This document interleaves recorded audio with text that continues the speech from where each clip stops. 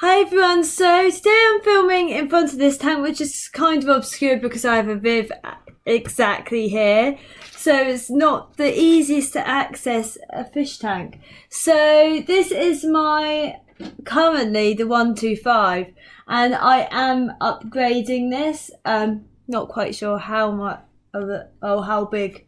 It's going to be over 200 litres, the new tank. So this has my Corydoras that aren't out at the moment, so yeah, just gonna zoom out a bit. So this video I'm going to do is going to be about a guide, sort of a basic guide to Corydoras, and by Corydoras I'm going to refer to Corydoralinae. So Corydoralinae is a subfamily within the family Calyctidae. Calyctidae is a family of catfishes that includes Hoplosternum, Megalichus, Calycthes, Leptosternum, and Dianema. Oh, there's one. I don't think the camera was in focus on it, but there was one of my Corydoras. So they are one of probably the most common fish in the trade. One of the most common catfish in the trade, I should say, because there are a lot of other common fish. So they are sort of described, really. They are typically, they are armoured catfish, and they are sister clade to Loricaridae. Corydoralinae, which contains Corydoras. Bocchus, depends whether you count it as synonymised with Corydoras, also contains Scleromystax and Aspidoras. I won't really be talking about Aspidoras. The only experience I have with them is historical specimens. But I will talk a little bit about Scleromystax to an extent. So that's about taxonomy. The phylogenetics. Taxonomy, they typically have those barbels. They are armour catfish, quite stocky looking. Scleromystax can be quite long, as can some Corydoras, but they are generally quite typical looking, as you'll see in the videos I'm putting up there. They are quite sort of similar looking. And I don't think they have that much diversity in forms and shapes compared to Loricaridae. They are South American, and they are found, I think, in a large range within the continent. This does mean that they are soft, they prefer soft acidic water, and many are still wild caught. You do get captive fed specimens, but I wouldn't say they're as common. And this does mean that they really will prefer that sort of natural water perimeters.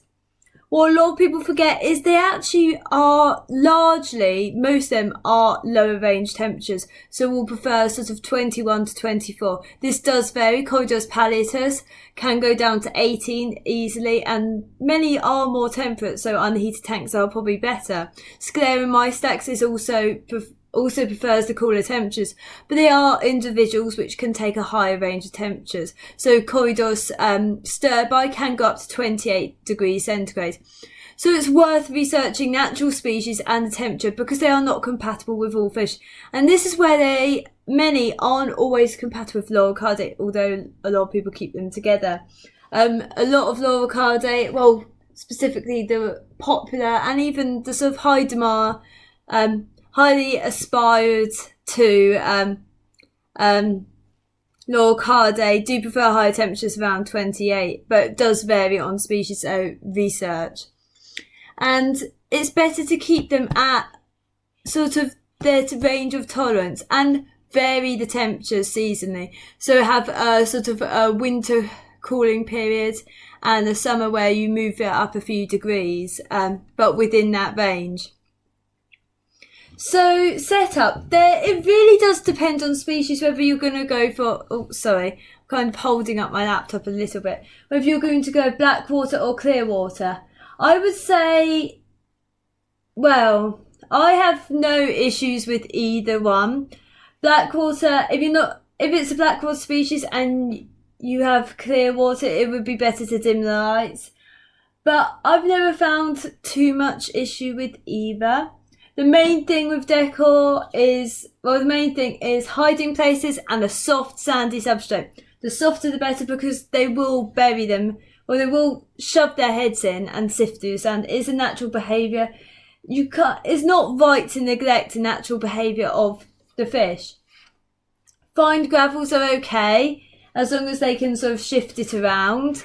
The issue with larger gravels is they can get their barbels stuck, and it can cause damage and then erosion to the barbels through like fin rot like symptoms. So what diet? They are insectivores. They are larger insectivores. They will eat a little bit of ulfrich and detritivores, but feed them that diet of, well, insectivore diet. So Rapashi bottom scratch is probably the best diet you could get for them, along with some of the EBO diets. Vitalis catfish pellets, and stuff like that. I personally don't feed frozen or live, and I don't really recommend it unless I'm fattening up a fish or trying to wean it off live or frozen, where I have to still use a bit of frozen. So size of tank, people always ask, is my tank big enough for this? Is my tank too small? And I would say the minimum you want for any Corydoras, the pygmy Corys, I was keeping around 40 litres for a group, a smaller group.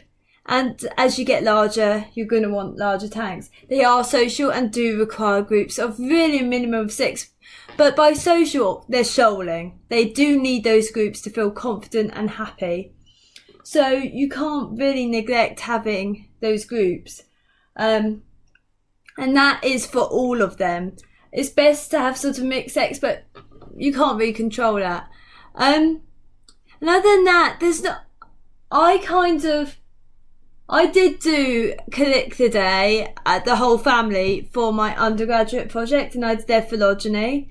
But I never found that there is a lot to them, but they're not my sort of fish, if you get what I mean. And they're not everyone's sort of fish.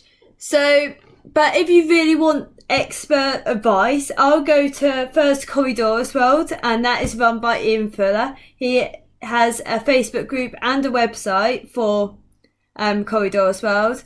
There's also a Facebook group called Planet Corydoras. And also, if you want advice, go to Planet Catfish and Scott's Cat. So I'd check out those websites if you're interested in Corydoras. I think this Sedalis will be my last. They don't really do much for me, even though Loricaridae I don't see. But a lot of people are interested in them. So they are worth checking out if you want a social catfish that you'll actually see, because most you really won't. Anyway, thank you for watching.